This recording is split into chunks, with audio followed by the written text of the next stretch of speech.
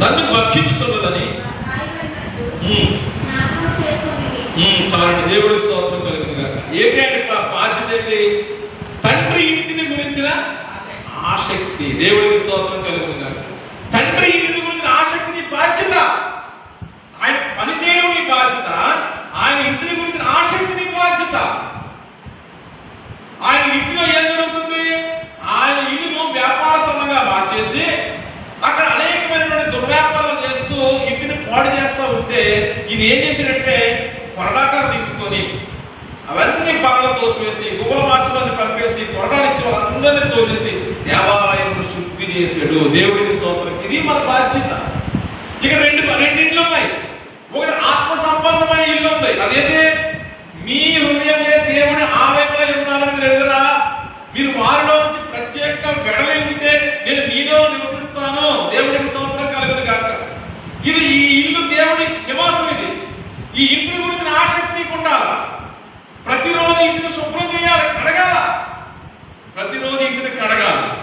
ఎందుకంటే ఈ ఆసక్తి లేకపోతే ఎప్పుడో ఆడిన అబద్ధం, ఎప్పుడో మాట్లాడిన మాట, ఎప్పుడో ఉన్నటువంటి కోపం, ఎప్పుడో ఉన్నటువంటి దురాలోచన ఇందులో ఉండిపోతే ఎప్పుడో ఒప్పుకుందాంలే, ఎప్పుడో విడిచిపెడదామంటే అది పెరిగి పెరిగి పెరిగి కొండ అయిపోతుంది. దీని గురించి ఆసక్తి నీకుంటే ప్రతిరోజు ఎక్కడైనా తప్పు చేస్తే ఇంటి గురించి ఆసక్తి ఏం చేయాలంటే వెంటనే కడుగుతూ ఉండాలి. దేవుడికి స్తోత్రం కలుగుతుంది. ఆయన నివాస యోగ్యమైన హృదయం ఇది. ఈ ఇంటి గురించి ఆసక్తి ఉండాలి. ఉదయం నేను ఏదైనా తప్పు చేసి ఇంట్లో పెడితే తప్పు చేసిన దగ్గర దేవుడు లేడు, ఏదైనా తోట దేవుడు లేకపోయాడు. ఎందుకంటే అక్కడ అవిధేయత, అవిశ్వాసము. ఒకవేళ అవిధేయత అవిశ్వాసం ఇంట్లోకి వచ్చేస్తే నా దేవుడు బయటకు వెళ్ళిపోతాడేమో, అవిధేయత అవిశ్వాసం ఎక్కడ వచ్చిందేమో గమనించి ఇంటి గురించి శ్రద్ధను తీసుకొని వెంటనే దాన్ని వదిలేసుకోవాలి.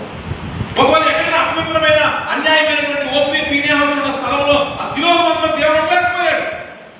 అలాంటి అపవిత్రత, అపరిశుద్ధత, ఏదైనా నైతిక విలువను కోల్పోయిన పరిస్థితుల్లో ఏమైనా నీ ఇంట్లోకి వస్తే వెంటనే ఒప్పుకొని విడుదల పొందుకొని ఆయన రక్తంతో శుద్ధి చేసుకోవాలి. ఎప్పటికప్పుడే ఇంటిని గురించిన ఆసక్తి నీకు ఉండాలి. దేవుడికి స్తోత్రం. ఇది బాధ్యత. ఎందుకంటే దేవుడు నీలో ఉండాలనుకుంటున్నాడు, దేవుడు నాలో ఉండాలనుకుంటున్నాడు. దేవుడికి స్తోత్రం కలుగుతుంది కాదు. కాబట్టి ఎప్పటికప్పుడు ఇంటిని గురించి ఆసక్తి ఉండాలి. వారానికి ఒకసారి గడుగుతుంది కదా, అప్పుడు చూసుకోవచ్చులే. ఆదివారం వెళ్ళినప్పుడే కడిగేసుకోవచ్చులే. ఆదివారం స్థితి ఆరంభంలో ఏడ్చింది సరిపోతులే. ఆదివారం కాదు, ప్రతి క్షణము, ప్రతి దినము, ప్రతి గడియ ఈ ఇంటి గురించిన ఆసక్తిని భక్షిస్తూ ఉండాలి. ఎక్కడైనా తప్పు చేస్తేనేమో అని ప్రతిసారి కూడా ఈ మనస్సాక్షిని దోషారోపణ చేస్తూ ఉండగా విడుదల పొందడానికి యేసుక్రీస్తు రక్తాన్ని ఆశ్రయించాలి. దేవుడికి స్తోత్రం కలిగింది. రెండవది, నా తండ్రి ఇంటి గురించి ఆసక్తిని భక్షిస్తుందంటే ఆయన ఒక ఇల్లు ఇచ్చాడు, మనకు మందిరం ఇచ్చాడు కదా. ఈ మందిరం కోసం ఆసక్తి. నా మందిరం తలుపు ఎందుకు మూయబడుతున్నాయి, నా మందిరంలో తలుపు ఎందుకు వేసేసారు, నా మందిరం రోజు తెరుచుంటే మంచిది కదా, నా మందిరంలో నేను ఒక అరగంట వెళ్తాను, నువ్వు ఒక అరగంట వెళ్ళు, మరొక అరగంట వెళ్తాను. అలాగైతే రోజు ఎవరో ప్రార్థన చేస్తూ ఉంటే అందులో ధూపం వేస్తూ ఉంటే ఆ ధూపం అనేక ఆశీర్వాదకరంగా మారుతుంది కదా. నా తండ్రి ఇల్లు ఒకవేళ బూజులు పట్టిందేమో, నా తండ్రి ఇల్లు ఒక తొడడం మానేసేదేమో, నా తండ్రి ఇల్లు ఒకవేళ మైకి పనిచేయలేదేమో ఆలోచన కలిగి, ఆసక్తి కలిగి, తండ్రి ఇంటి గురించి శ్రద్ధ కలిగి ఉన్నారు. దేవుడికి స్తోత్రం కలిగి. హల్లెలూయా. ఆదివారం అప్పుడు చూసి మళ్ళీ మానేయడం కాదండి. ఇదే మన మెయిన్, ఇదే మనకి మెయిన్. నువ్వు ఎన్ని కోట్లు ఇల్లు కట్టు, చచ్చిపోతే అందులో పెట్టావు. అర్థమైందా? ఇక్కడికి వచ్చి పెట్టమంటే పెట్టచ్చు. అందరూ వచ్చి ఆడ చూడడం బాగుంటుంది. దేవుడి స్తోత్రం కలిగి. మా ఊళ్ళలో అడ్రోడ్లను ఏం పోలేదు. ఇక్కడికి వచ్చి నీ విన్నపాలు విన్నవించుకోవచ్చు.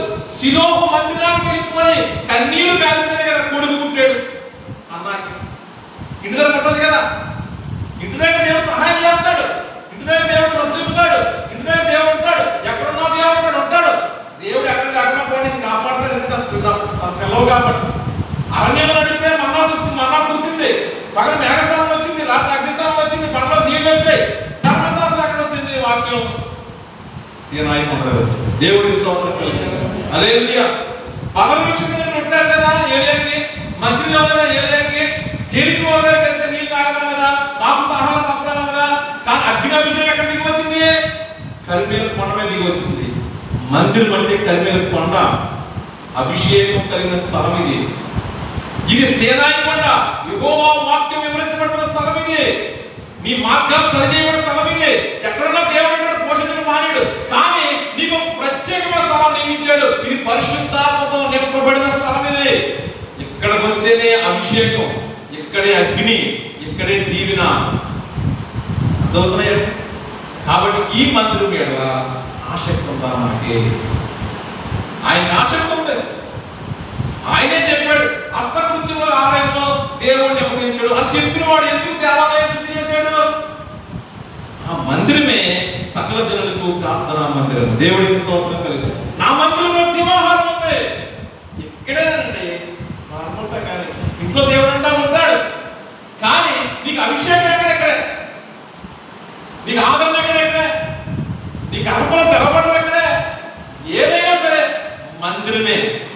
మందిరానికి అంత ప్రాముఖ్యత ఇచ్చాడు. అందుకే దావీదు నేను మందిరాన్ని కట్టేస్తాను, మందిరాన్ని కట్టేస్తాను, మందిరాన్ని కట్టేస్తాను అన్నాడు. నువ్వు కట్టదు కానీ గుర్తు కట్టించి డబ్బు ఇవ్వాలి. ఎంత డబ్బు ఇచ్చాడు మందిరాన్ని, ఎంత డబ్బు ఇచ్చాడు మందిరాన్ని.